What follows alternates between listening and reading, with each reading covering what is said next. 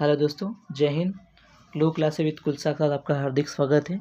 पिछली क्लास में हमने राजस्थान किराया नियंत्रण एक्ट 2001 के बारे में स्टार्ट किया था। इसमें हमने पढ़ा था कि उसमें 7 अध्याय होते हैं और धारा 32 होती है, 4 शेड्यूल्स हैं, ABCD बांट रखा है, वो पूरा आसाम में लागू होगा। और उसके बाद हम पढ़ा था कि हमने धारा 2A के बारे में पढ़ा था कि सुख सुविधा क्या होती है। सुख सुविधा जो होती है, जो प्रकार, रास्ते, आवागमन का रास्ता, सेवा, टेलीफोन, जो सुख सुविधा मिलती है मकान किराएदार को, वो सुख सुविधा कहलाती है। ठीक है। उसके बाद धारा सी के अंदर पढ़ा था कि भूस्वामी कौन होता है, जो जिसकी भूमि होती है, इसका लैंड होता है, भूस्वामी कहलाता है। ठीक है। इसके बाद हमने पढ़ा था कि 2F के अंदर परिसर कौन होता है, जो परिसर में जो एग्रीकल्चर भूमि है वो परिसर नहीं कहलाएगी। और उसके अलावा जो होटल है, धर्मशाला है, बिल्डिंग्स हैं, बोर्ड हाउस हैं और छात्रावास हैं, कमरे अन्य अथवा जो भी हैं, जो है स्वास्थ्य सुविधाएं हैं, उनके लिए परिसर नहीं होगा। बाकी जो गोदाम है, फर्नीचर के लिए, कुछ एग्रीकल्चर नहीं होगा, कुछ बिजनेस के लिए यूज़ किए जाते हैं, तो वो सब उसके अंदर आते हैं। ठीक है। आज हम पढ़ेंगे कि इसके अलावा एक डेफिनेशन बच गई थी। वो डेफिनेशन को कंप्लीट करने के बाद हम किराया क्या होता है, किराए के बारे में पढ़ेंगे। उसके बाद हम पढ़ेंगे कि किराए के प्रकार क्या होते हैं। ठीक है। अब पहले की डेफिनेशन, लास्ट डेफिनेशन बच रही है, उसको डेफिनेशन को निपटा देते हैं। तो किराया टू आई के बारे में।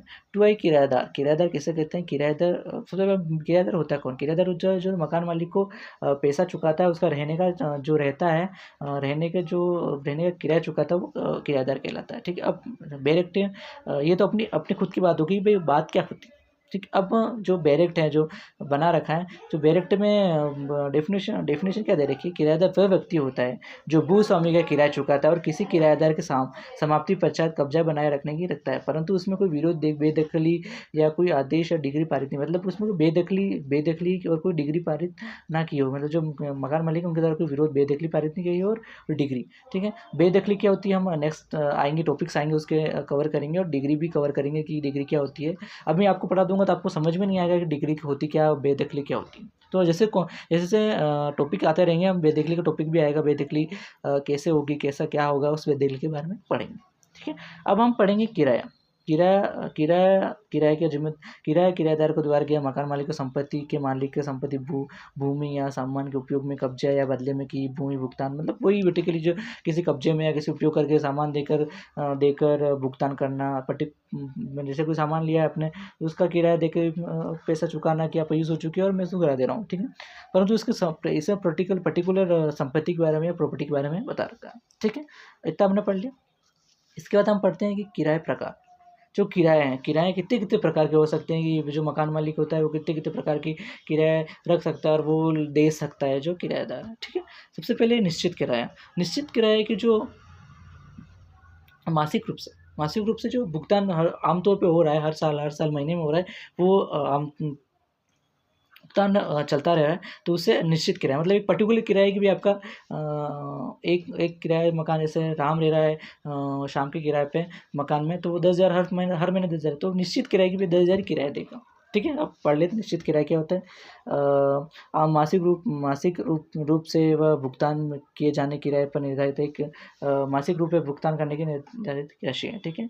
परिवर्तनीय किराया मतलब जो कुछ टाइम पीरियड के चेंज हो रहा है, वापस वही हो रहा है, मतलब परिवर्तन होता है टाइम पे। 1 साल के बाद आपके 1,000 बढ़ेंगे, 2 साल बाद परिवर्तन होता जा रहा है, तो उसे परिवर्तनीय किराएदार की राजस्व, बैंकिंग, बाजार स्थिति, कारोबार में जो चढ़ता उड़ता है वो सके। सकल किराया किसी कोई उसमें खर्चा हो रहा है, मकान मालिक ने कुछ किराएदार में रहते हुए उनको कुछ कर वर कराया, कुछ ऐसा कुछ खर्चा हो रहा है। सकल किराया जो कुछ खर्चे ऐसे इंक्लूड की शामिल किया जाता है, जो सकल किराया देना पड़ता है। शुद्ध किराया वह किराया जो जहाँ किराएदार द्वारा किया के अलावा कोई बीमा, रख रखाव की, मतलब जो शुद्ध किराया जो किराएदार द्वारा किया, कोई बीमा कराया गया या रख रखाव के लिए, अंतर की जिम्मेदारी के लिए खर्चा दिया जाना, वो किया जाता है। प्रतिशत किराएदार की सकल बिक्री के प्रतिशत के आधार पर किया गया, अक्सर वाणिज्य पट्टों उपयोग किया जाता है। ये जो पट्टे होते हैं, जो बिजनेस वाणिज्य कॉम्बिनेशन होते हैं, उस वाणिज्य के लिए यूज़ किया जाता है। भूमि के उपयोग के लिए भुगतान किए जाने वाले आमतौर पर दीर्घ पट्टा के द्वारा, मतलब जो भूमि का यूज़ कर रहे हैं और उनका किराया दे रहे हैं, तो भूमि किराया कहता है।